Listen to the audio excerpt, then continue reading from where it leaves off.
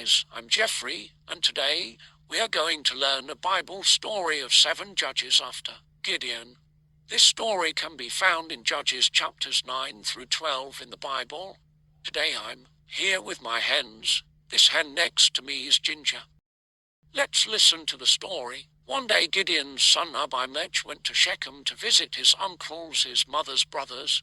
He said to them and to the rest of his mother's family, "Ask the leading citizens of Shechem whether they want to be ruled by all 70 of Gideon's sons or by one man. And remember that I am your own flesh and blood." So Abimelech's uncles gave his message to all the citizens of Shechem on his behalf. And the people of Shechem decided they wanted to be ruled by Abimelech because he was their relative.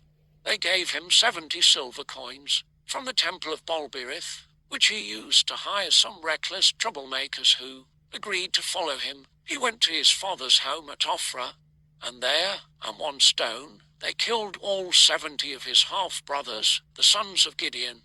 But the youngest brother, Jotham, escaped and hid. Then all the leading citizens of Shechem and Beth Millo called a meeting under the oak beside the pillar at Shechem and made Abimelech their king.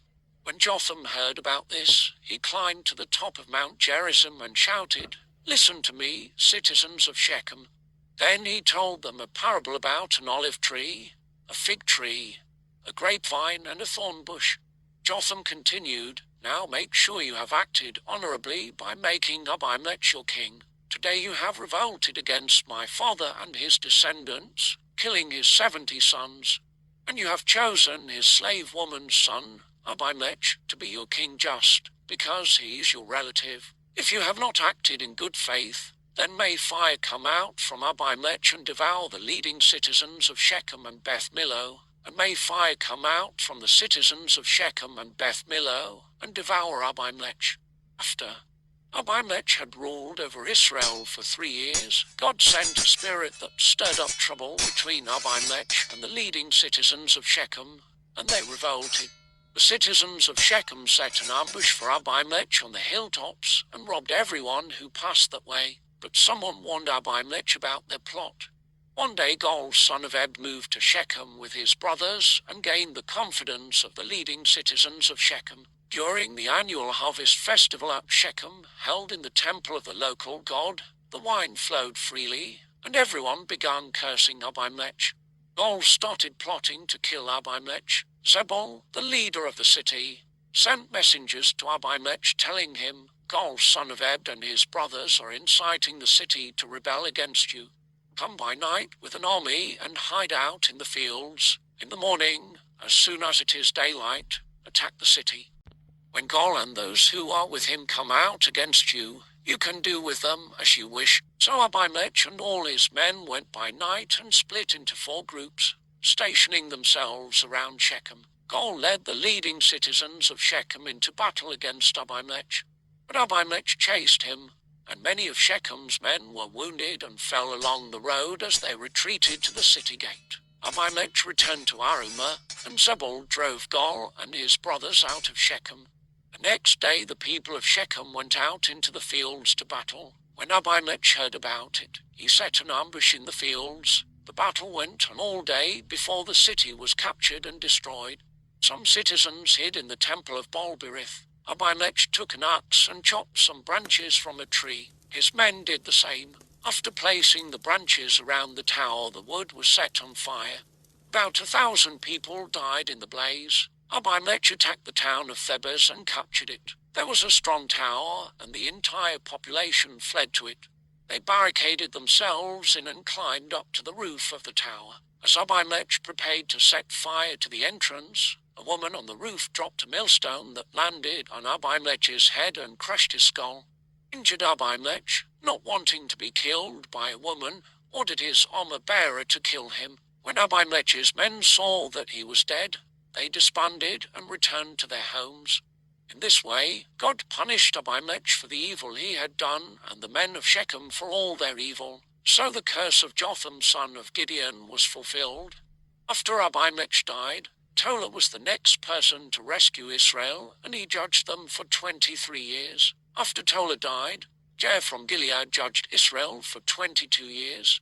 His 30 sons rode around on 30 donkeys, and they owned 30 towns in the land of Gilead, which are still called the towns of Jah. When Jah died, he was buried in Cummon.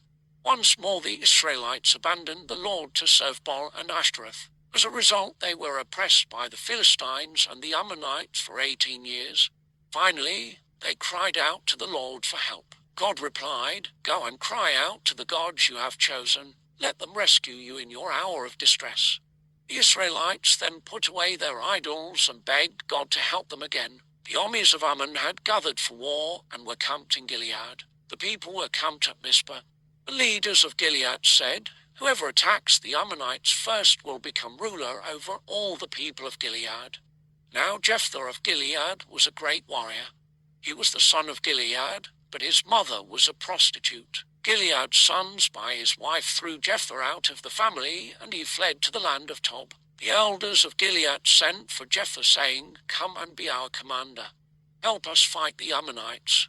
And they promised they would make him their leader. So Jephthah became their ruler and commander of the army. Jephthah sent messengers to the king of Ammon, asking, "Why have you come out to fight against my land?" When the Israelites came out of Egypt, they stole my land. The king of Ammon replied.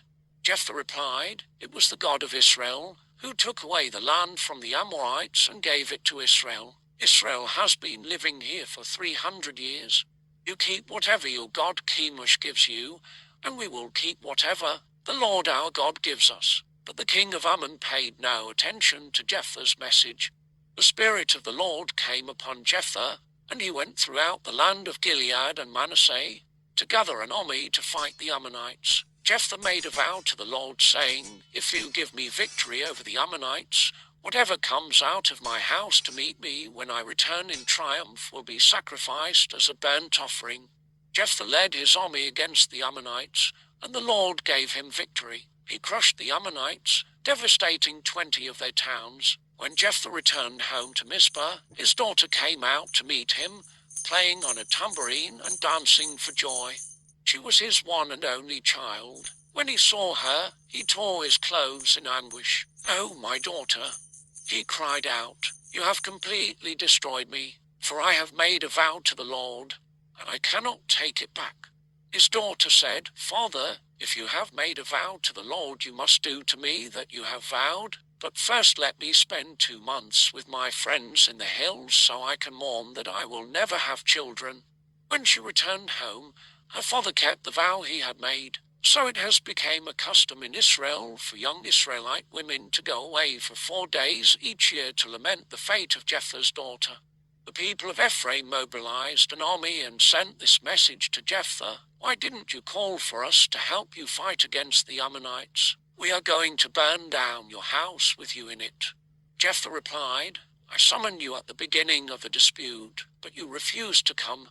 So Jephthah gathered all the men of Gilead and attacked the men of Ephraim and defeated them. Jephthah captured the shallow crossings of the Jordan River, and whenever a fugitive from Ephraim tried to go back across, the men of Gilead would challenge him. They would ask the fugitive to say Shibboleth. If he was from Ephraim, he would say Sibboleth, because people from Ephraim cannot pronounce the word correctly. 42,000 Ephraimites were killed at that time. Jephthah judged Israel for 6 years and then died. After Jephthah died, Ibzan from Bethlehem judged Israel. He had 30 sons and 30 daughters. He sent his daughters to marry men outside his clan, and he brought in 30 young women from outside his clan to marry his sons. Ibzan judged Israel for 7 years. After Ibzan died, Elon from the tribe of Zebulun judged Israel for 10 years. After Elon died, Abin judged Israel. He had 40 sons and 30 grandsons, who rode on 70 donkeys. He judged Israel for 8 years, then died. In the next episode, we're going to continue with the last judge of Israel, Samson. Thanks for watching, and don't forget to like and subscribe. We'll see you next time. Bye.